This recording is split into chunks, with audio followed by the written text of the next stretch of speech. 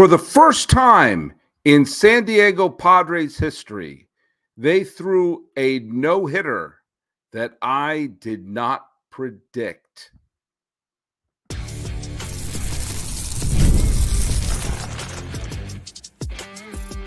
You are Locked On MLB, your daily MLB podcast. Part of the Locked On Podcast Network, your team every day. Hello, baseball fans. Welcome to Locked On MLB, part of the Locked On Podcast Network, where it's your team every day. This is the daily podcast. We talk about all of Major League Baseball. I am your host. My name is Paul Francis Sullivan. Please, I'm begging you to call me Sully. Today's episode is brought to you by Booking.com, or should I say Booking.yeah. The right stay can make you the fan of any city, even that of your rival. Book at Booking.com, either online or on the app. And you can follow us at Locked On MLB Pods on Twitter and Instagram. I am your pal Sully. I'm at Sully Baseball on Twitter, Sully Baseball Podcast on Instagram. And if you're listening to us every single day and you want to post on one of those glorious, what are they called, social media places, make sure you use that hashtag EverydaySully. You got ideas watching us every day. We're watching you. Are you watching us? Hey, let's do the trivia question answer first. The question was, of the 25 managers with the highest win totals in Major League Baseball history, 3 of them have not managed a team to the World Series. We knew that Bob Melvin was one of them. Who are the other 2? Big John 8865 said Gene Mauch and Buck Showalter. That is correct. That is correct. Scott Horstmeyer got it correct. He said Showalter might be the manager with the most teams where most teams go to the World Series after he left. And that's true. He left the Yankees after a clash with Steinbrenner over his coaches. And then after the 1995 playoffs, the next year, the Yankees win the World Series. He clashed with Arizona Diamondbacks management in 2000. He was let go. Next year, they win the World Series. He clashed with the Rangers management. He was let go. They went to the World Series. And he eventually wore out his welcome with both Baltimore and the Mets. And there is an outside possibility that those 2 teams could go to the World Series in the ultimate Buck Showalter off. It's one of the truly regrettable things, of many regrettable things, of the 1994 strike was pulling the rug out from what was probably Buck Showalter's best shot at winning a pennant with the 1994 Yankees, who were terrific. But then, so were the Chicago White Sox that year. So it wasn't guaranteed, but I think one thing we probably all know is that the Expos lost their greatest chance to win a title.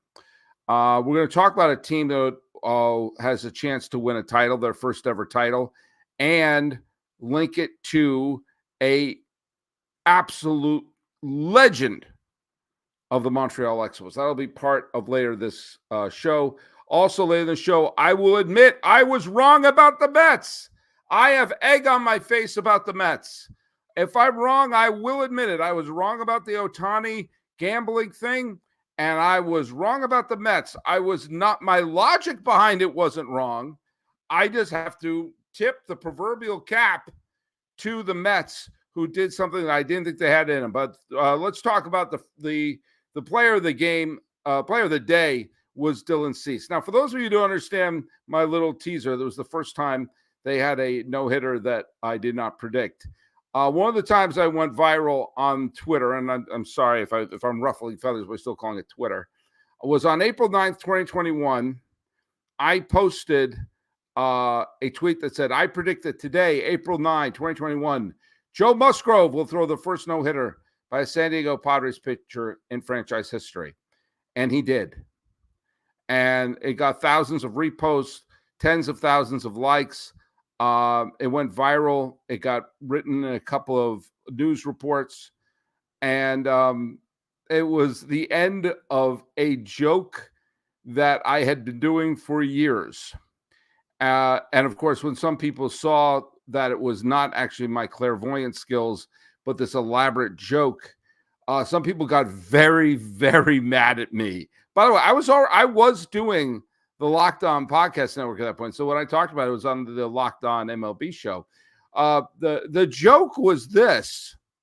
The joke was, starting in 2019, for whatever reason, I thought it would be funny that before every single Padres game, I would tweet out, I predict that, and I said on this date, whoever the pitcher was, Denison Lamet, I think, was there, and a couple other people, whoever was the Padres pitcher on this day or tomorrow will throw the first no-hitter in the history of the San Diego Padres.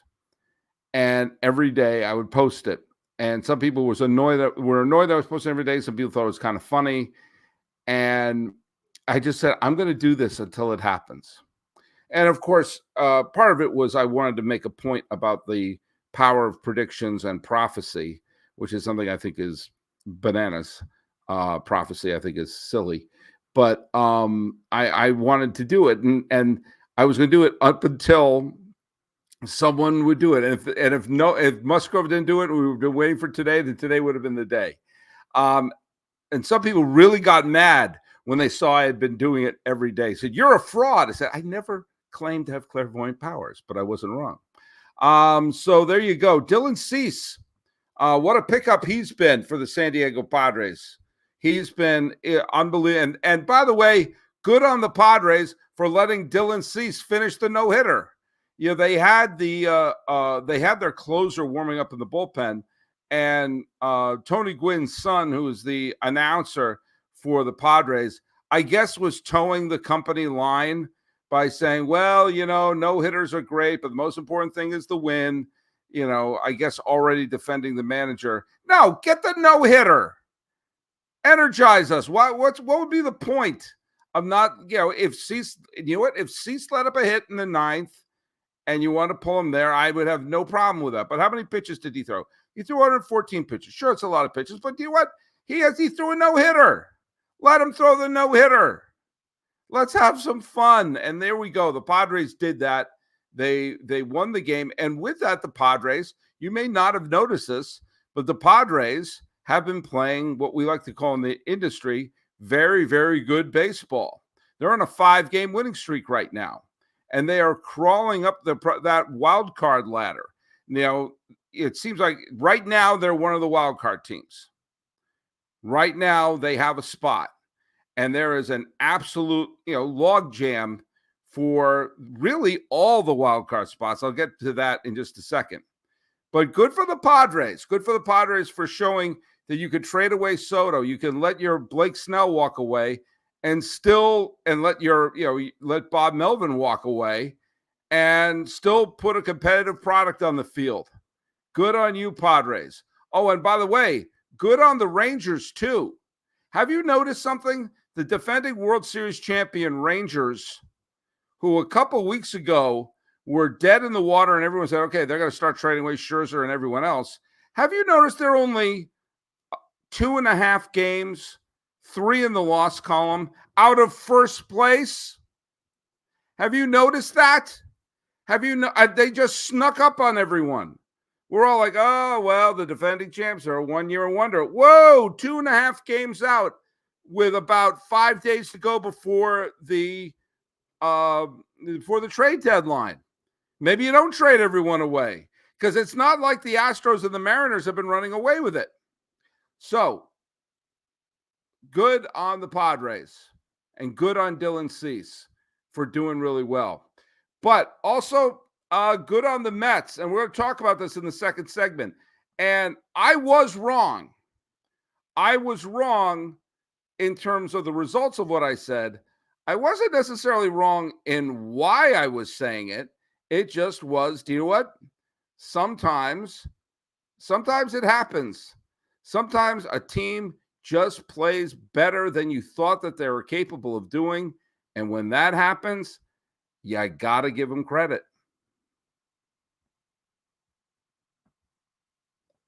Let's hear from our friends over at SupplyHouse.com. Are you sure you know what SupplyHouse is? I'll tell you exactly what it is. You get supplies from the site that's made for skilled trades, SupplyHouse.com. SupplyHouse.com is a reliable way to order plumbing, h-vac, and electrical products online. Their easy-to-use website is packed with helpful resources and the latest product info to help you get the job done right. Shop a complete inventory of over 200,000 parts from over 400 top brands and get your order delivered right to your door. With fast shipping from coast to coast, need help with an order? Get expert support and industry-leading service from the friendliest folks in the business, and talk to a real person every time. Pros in the skilled trade can get a competitive edge by joining SupplyHouse.com's free TradeMaster program. Every TradeMaster gets access to a dedicated phone line, free shipping, and discounts on every single order. Join the thousands of trade pros already benefiting from the free membership at SupplyHouse.com/TM. Order plumbing, HVAC, and electrical supplies from anywhere with just a few clicks at SupplyHouse.com. That site again is SupplyHouse.com. Now let's talk a little bit about our good friends over at Gametime. Do you know what Gametime is? Gametime is an authorized ticket marketplace for Major League Baseball, which makes getting tickets faster and easier. Prices on the Gametime app actually go down the closer it gets to first pitch. With killer last-minute deals, all-in prices, and views from your seat, and the lowest price guarantee, Gametime takes the guesswork out of buying baseball tickets. Look, I know where I like to sit.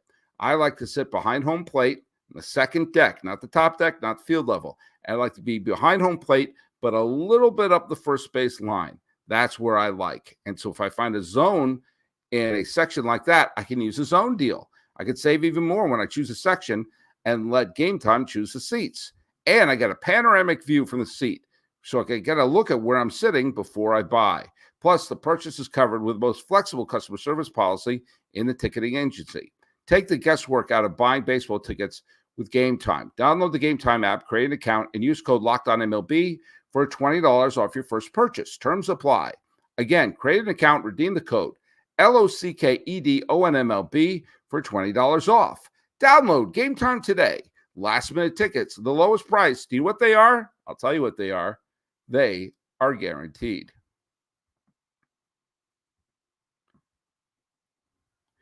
Hey, where do you go for all of your sports news, your sports takes, your sports opinions? Let me tell you where you should go. You should make the switch to Locked On Sports today, a free 24/7 sports streaming channel programmed for you every day to bring you the biggest stories in all of sports. Locked On Sports Today brings you can't-miss analysis, opinions, and news, streaming 24/7 on YouTube or in the free Amazon Fire TV channel app.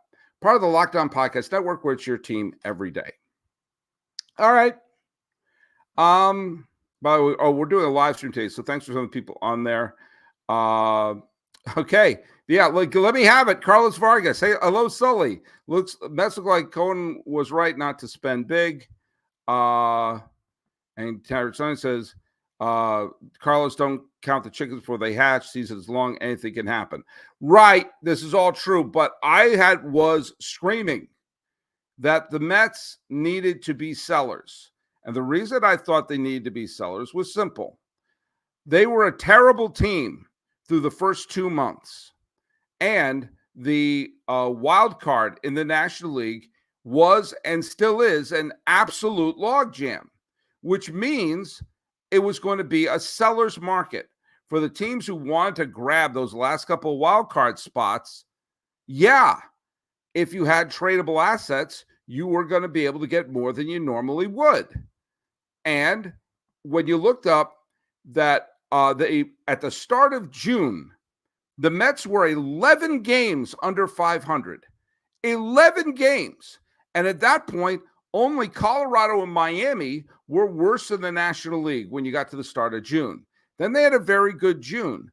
And I kept telling Met fans, pump the brakes, okay? They probably weren't as bad as 11 games under 500, but I said, there's no way they're going to be able to continue this, and you're better off getting back return from some of the players. So, they had a 16-8 June. All right? 16-8. And I thought, you know what? There's no way on heaven or in hell or in Mordor, okay, that it was basically that they were going to continue this. And Met fans came at me hard. And I said, why do you hate the Mets? And they'll bring up the 86 World Series. I'm beyond the 86 World Series. I want to see the Mets do well. And my point was the chances of them having back-to-back great months were extraordinarily slim. So why not take advantage of that for the long run? That was sound logic. However, it didn't turn out to be right.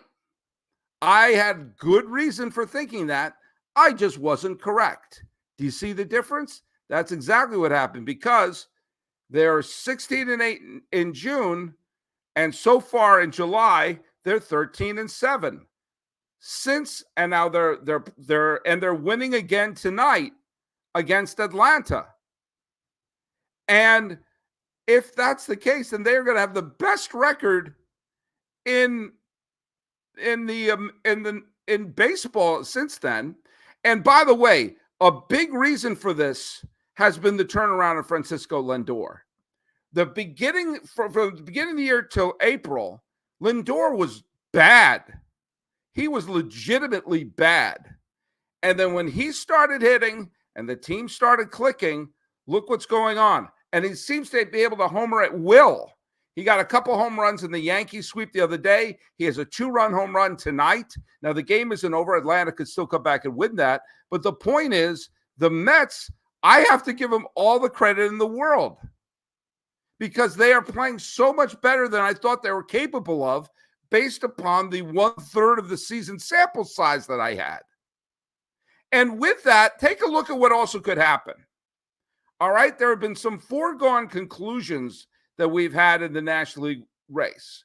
And that is Philadelphia, Atlanta, and Los Angeles are the elite teams in the National League. Milwaukee's in first place, mainly because the Central's not so strong. And then it's an absolute scrum for any team not called the Rockies or Marlins for the final 2 wildcard spots. But stop the GD presses.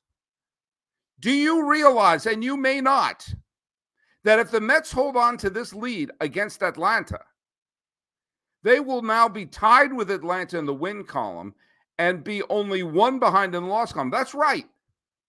The Mets are on the verge of overtaking the Braves.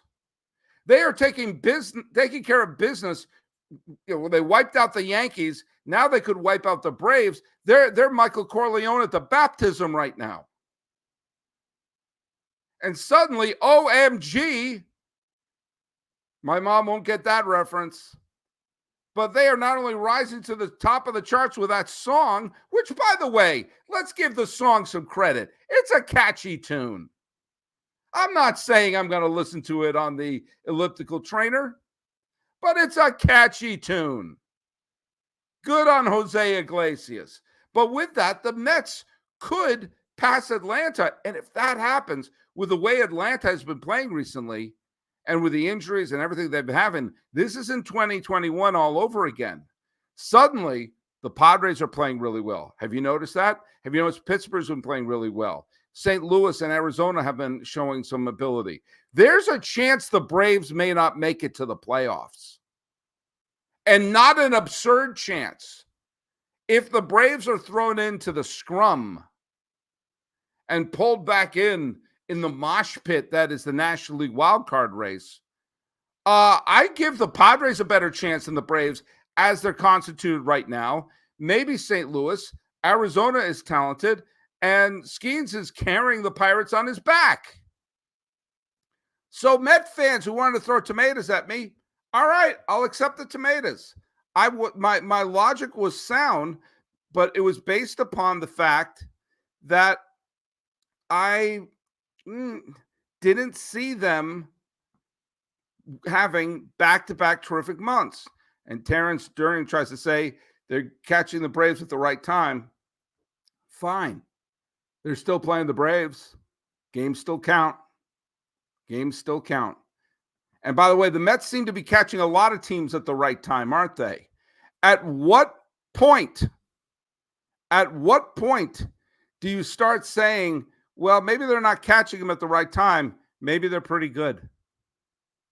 Maybe that's what's happening. By the way, another team that is in contention needs to make a move right here, right now.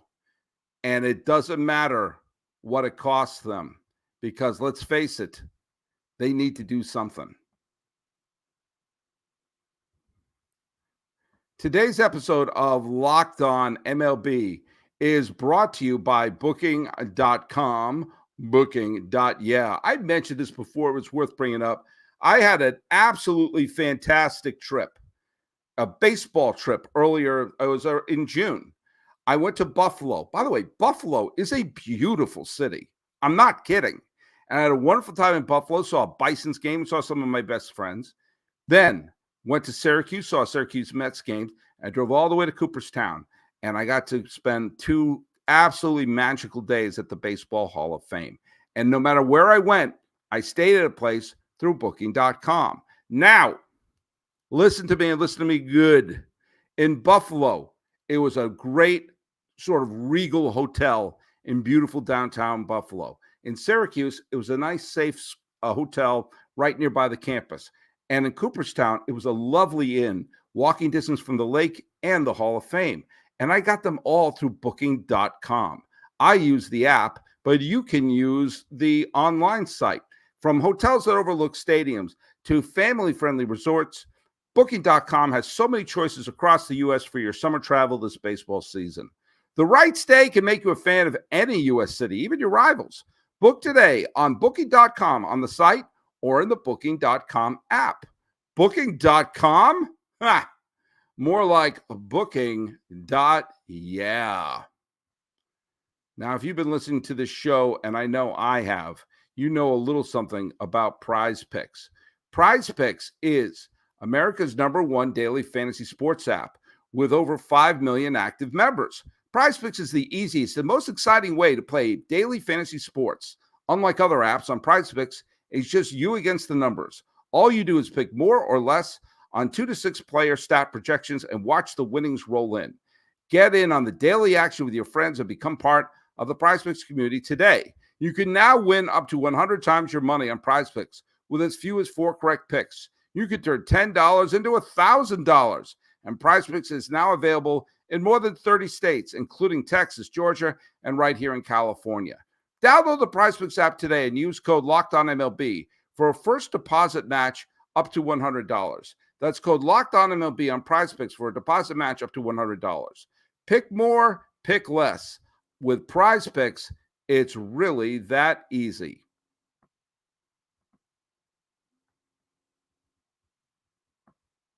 Hey, this is a reminder that Locked On has begun the first ever national sports 24/7 streaming channel on YouTube. Now it's available on the Amazon Fire TV in the free Fire TV channel app. Locked On Sports Today is here for you 24/7, covering the top sports stories of the day with local extras of Locked On, plus our national shows covering every league. Find Locked On Sports Today now available in the free Fire TV channel app. All right, let me tell you something. Seattle Mariners. A lot of things are going wrong with the Seattle Mariners right now. And yet, despite all that, the Seattle Mariners are currently, let me go this right now. Let me go here right now. I mentioned the Rangers are right on their tails. But right now, the Mariners are only 2 games back of the loss column of Houston, 1 game back overall. In other words, they are indeed contenders. But they had that glorious 10-game lead that they let completely evaporate. Now, I want to point something out. This was something that was shared to me on Twitter, and I'm sorry if I called that, from the site Brooksgate. It's at Brooksgate on Twitter. This is their MLB rank. Batting average for the Mariners, 30th out of 30. On-base percentage, 28th out of 30. Slugging, 28th out of 30. OPS, 28th out of 30. Strikeouts, 30th out of 30. Runs batted in, 27th out of 30. Their offense is bottom feeders, the worst in baseball. How's their pitching? ERA, best in baseball. WHIP, best in baseball. Batting average against, best in baseball. FIP, 3rd best in baseball. SIERA, 4th. I don't even know what that is.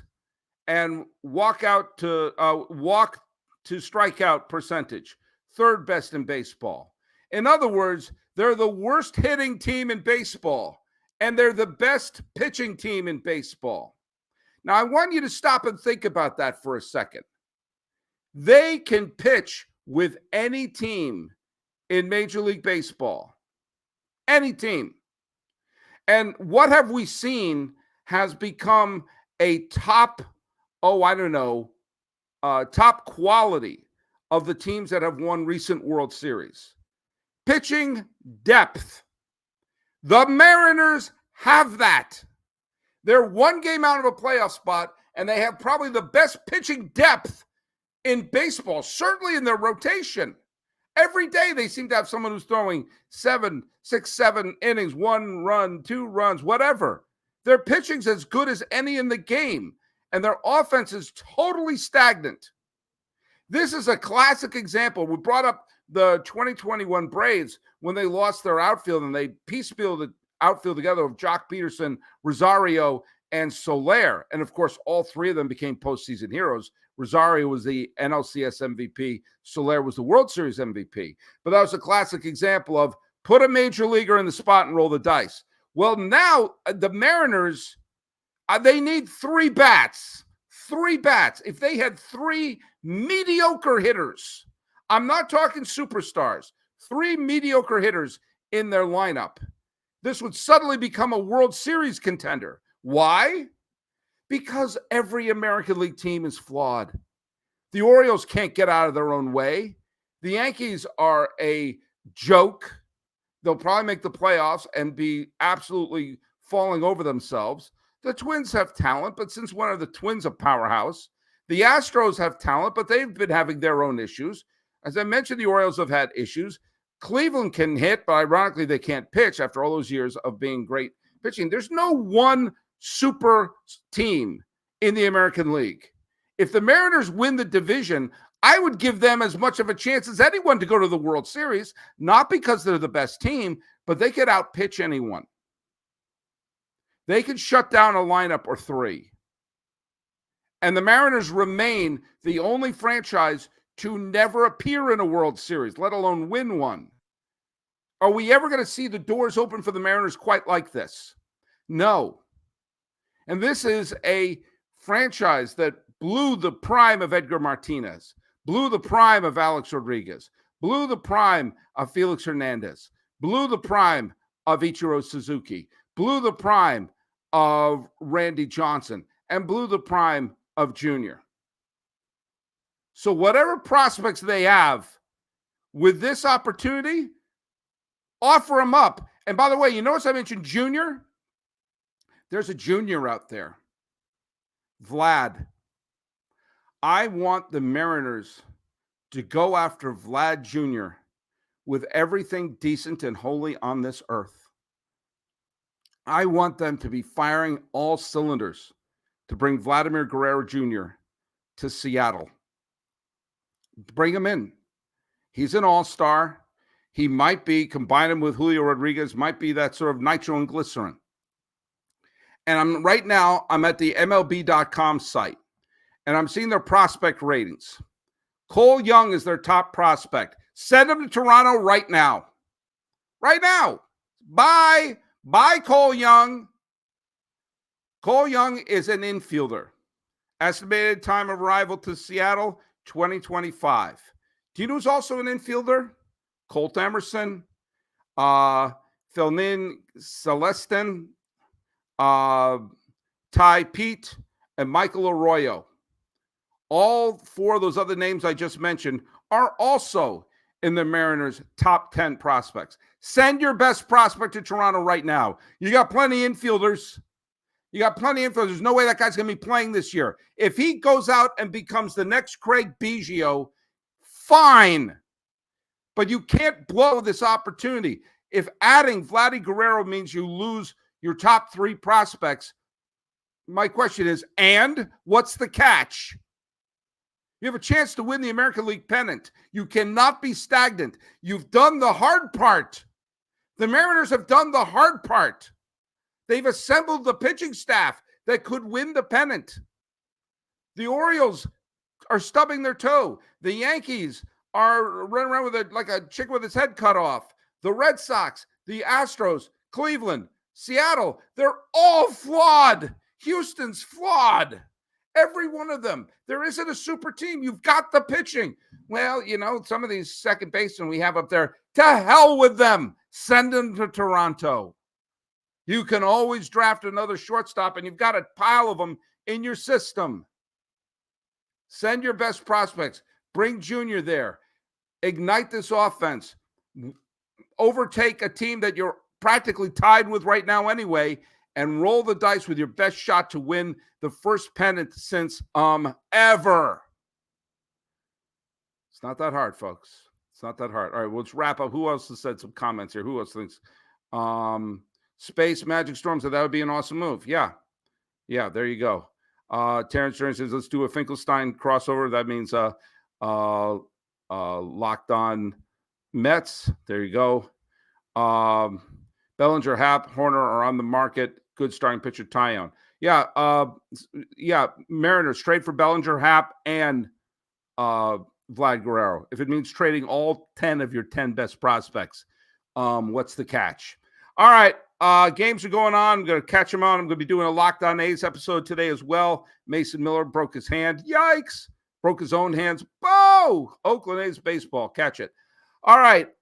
Today's trivia question is going to be Mariners related. In 1965, the city of Seattle almost brought an established major league team to the Pacific Northwest. What? There's a comment still up there. Get that one up there. What established major league team nearly moved to Seattle in 1965? Put that right down there in the trivia. Follow us on Locked On MLB Pods on Twitter and Instagram. I'm your pal Sully with Sully Baseball Podcast on Instagram. Ran a little bit long today. What can you do? Talking about a no-hitter. Talking about what was a no-brainer. And talking about the Mets showing that I could be wrong. This has been Locked On MLB. I'm your host, Paul Francis Sullivan. Please call me Sully.